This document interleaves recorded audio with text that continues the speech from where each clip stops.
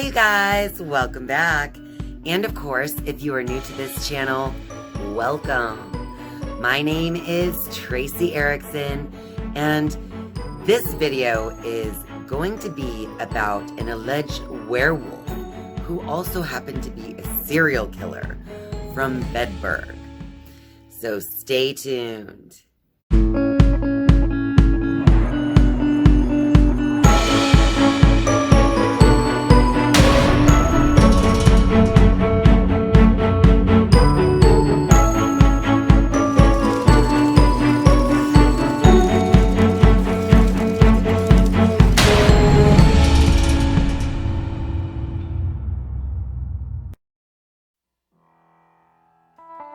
I want to give you guys a quick trigger warning here because this is a gruesome tale.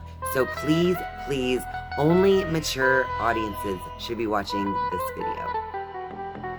I'm not really sure what's happening in Germany over all of the centuries and the deals they make with the devil over there, but there are many tales out there regarding werewolves.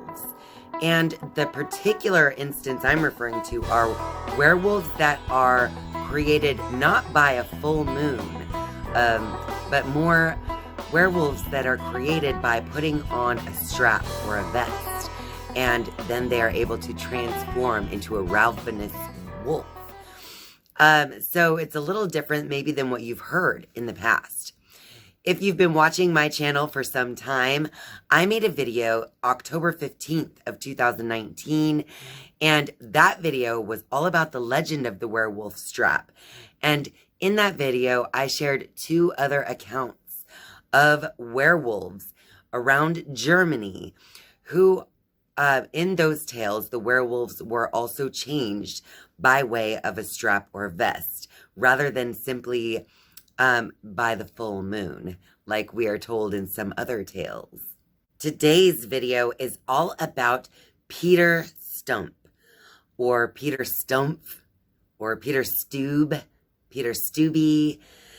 This Peter has been known by many names throughout history, and it gets a little murky when we're trying to really pin this Peter down.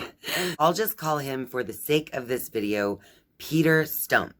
Peter Stumpp was likely born in 1530, around or in the area of Bedburg, Germany. And Peter Stumpp was a wealthy farmer in a rural community.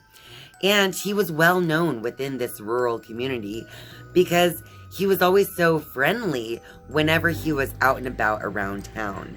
He was always tipping his hat at people and saying good morning and all of those things that just make you feel all warm and fuzzy about a person.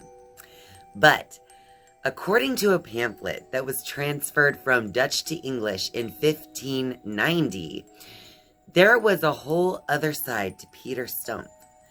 And according to this pamphlet, the story is a rather dark one. It all began with some cattle mutilations. Farmers around the area of Bedburg had been noticing a rise in mutilations of their cattle and farm animals. And these were not just dead animals lying in the field. These animals had their insides ripped out of them, and they were strewn about in the fields. So this really raised an alarm around this rural community where Peter Stumpp lived. And as time went on, children began to disappear. And of course, this kept the area around Bedburg, Germany on high alert for a serial killer maybe on the loose, as they began to find some of the missing people. And when they were found, they were simply devoured. And there was a secret in town that no one knew about except for Peter Stumpp. The devil offered to give Peter anything that he wished for in the world. And Peter was already a wealthy man, and he didn't really desire material things. What Peter did desire from the devil was a way to take out all of his aggressions on other people without being known. And so it is said in the pamphlet that Peter then accepted a gift of a strap from the devil. And that was a magic strap where if he placed the strap around his waist, he would then turn into a werewolf who could then take out all of his aggressions on anyone he pleased under the cover of being a wolf. Besides all of the cattle mutilations, Peter Stumpp ended up taking the lives of 13 children and 2 pregnant women. And that is as well as taking the life of anyone who insulted him or in any way made him angry. All he would do is wait until nightfall and place the strap about himself, turn into a werewolf, and attack whatever victim he would choose. And to make it even a little more spooky, Peter Stumpp would also taunt his victims without them even knowing that he's taunting them. So what first began as a way for Peter to take out his aggressions upon his enemies, he actually ended up growing a little taste for blood. So according to this article on historycollection.com, it says that Peter Stumpp acquired a taste for blood and progressed into indiscriminate murder. Cruelly, he would walk the streets of Bedburg, courteously saluting the parents and relatives of his victims. He would also identify victims in this way. He would await anyone who caught his eye in the fields and woods that surrounded Bedburg and attack them in his wolf shape. It's also noted in the historycollection.com article regarding the werewolf of Bedburg that he would also sometimes keep his human form while raping his female victims. And when he was done, he would then take on his werewolf shape and ravage their bodies until they were dead. It was also believed that Peter Stumpp had an incestuous relationship with his very own daughter, Sybil. In the end, according to the pamphlet, God ordained that he be caught, because eventually he was surrounded by the men of the town and their dogs, and all of the huntsman's dogs attacked him all at once while he was in the wolf form. When he came to realize that he was unable to escape, he then took on his human form in front of all of these huntsmen who watched as they began to realize that the man who was taking shape before them was none other than Peter Stumpf, the gentleman they see around town, the wealthy farmer who is always so courteous. How can this be? It's really unclear how they came to find the werewolf himself. I also read in a couple of other sources that Peter Stumpf was named Stumpf because he actually had a stump for an arm, because part of his arm had been cut off. And according to that source, it also said that people realized that the werewolf had a part of his paw cut off, and therefore they made the connection that the werewolf was Peter Stumpf.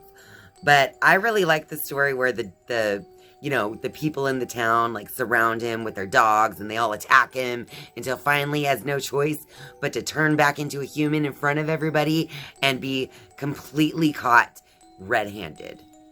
So once he was caught, Peter had a werewolf trial in 1589.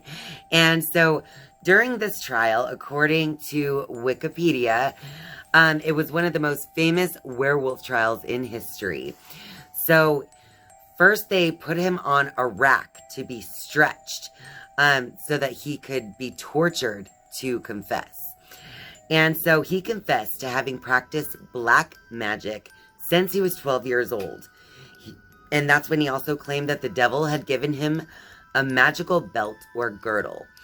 And that girdle enabled him to metamorphose into the likeness of a greedy, devouring wolf, strong and mighty, with eyes great and large, which in the night sparkled like fire, a mouth great and wide, with most sharp and cruel teeth, a huge body and mighty paws. Removing the belt, he said, made him transform back to his human form. No such belt was ever found after his arrest. Which reminds me of all of the other werewolf strap stories. So go back and watch The Legend of the Werewolf Strap if you haven't seen that video yet, because in the other tales as well, as soon as the person who possesses the werewolf strap has been caught, suddenly the strap disappears and no longer exists. Regarding Peter Stump's execution, Wikipedia says, the execution of Stump on October 31st, 1589, alongside his daughter Sybil and mistress Catherine, is one of the most brutal on record. He was put to a wheel where flesh was torn from his body in 10 places with red-hot pincers, followed by his arms and legs. Then his limbs were broken with the blunt side of an axe head to prevent him from returning from the grave. Before he was then beheaded and his body burned on a pyre. His daughter and mistress had already been flayed and strangled and were burned along with Stump's body. As a warning against similar behavior, local authorities erected a pole with the torture wheel and the figure of a wolf on top of it. And at the very top, they placed Peter Stump's severed head. I know, it's just a disgusting story all around. It's just gross. So everything from the beginning to the very end of the story is disgusting. But the reason I thought I would share this story with you guys today is because there are so many things that are in synchronicity with the Legend of the Werewolf Strap and those other two stories that I told you guys back in 2019. So when I heard about this werewolf serial killer, I thought that it was very strange that there were all of these similarities, such as the fact that there were straps or vests involved in changing over to being a werewolf. And that those straps or vests were also a gift from the devil in each of these three stories. So I find it quite interesting, and I'm not really sure what to make of it because history and time has really lost a lot of this story. There were fires at the churches in Bedburg, so even the birth records of Peter Stumpp have been destroyed. That is why we only, can assume he was born around 1530, based on what we do know, and based on the information that was found in that mysterious little pamphlet that was printed in 1590. Seriously though, you guys, stop making deals with the devil. It never works out for your benefits. Well, that about wraps it up for this video. So if you like this video, be sure to click that like button and share this video with all your friends out there. And of course, if you're a viewer but not yet a subscriber, I would love for you to click subscribe down below. And once you have subscribed, you can then click that notifications bell so that you can be notified each and every time I upload a new video. Thank you guys so much for watching and spending your time with me. I love you. And I'll see you next time. Bye.